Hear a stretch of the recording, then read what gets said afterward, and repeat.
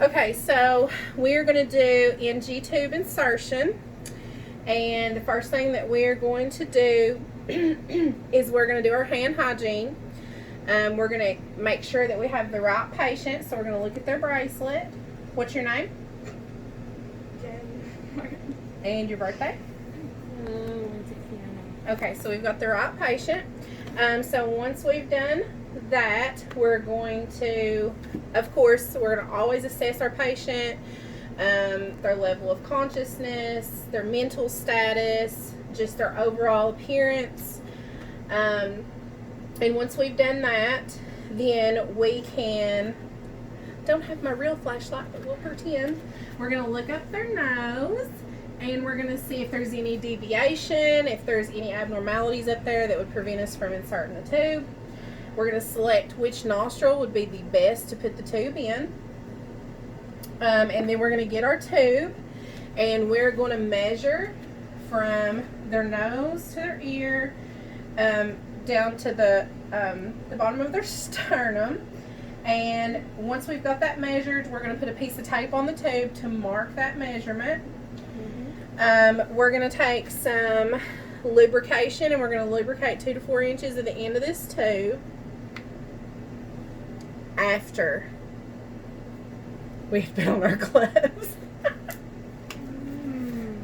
Guarantee we're going to have to. Yay! Wait, no. Okay. So we're going to lubricate 2 to 4 inches of the tip of this.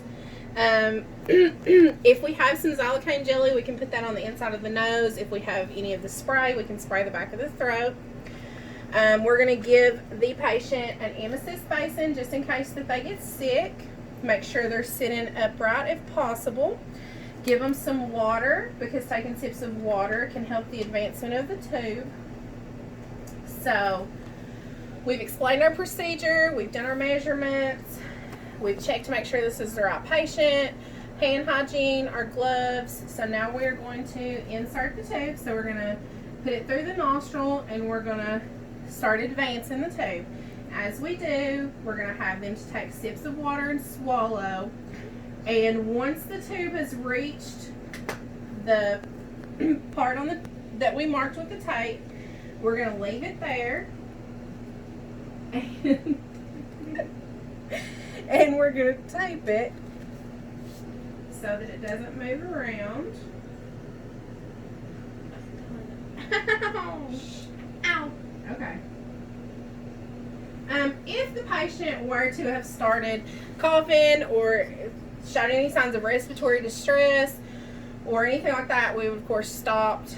Now that it's in here, we are going to take our syringe, and we are going to draw up some of the stomach contents, and we're going to take a pH strip and test the pH of that. It should be less than 6. Once we've done all this, we can see if the patient has any questions. We'll clean up our mess, of course, get everything out of the patient's way. And we're going to make sure that the patient has the call light in reach. We're going to remove our gloves, perform hand hygiene again, and then we're going to document. So we're going to document the reason that the patient got the NG tube. We're going to document the type, size, and length of the tube. We're going to document characteristics of the aspirate as well as the pH.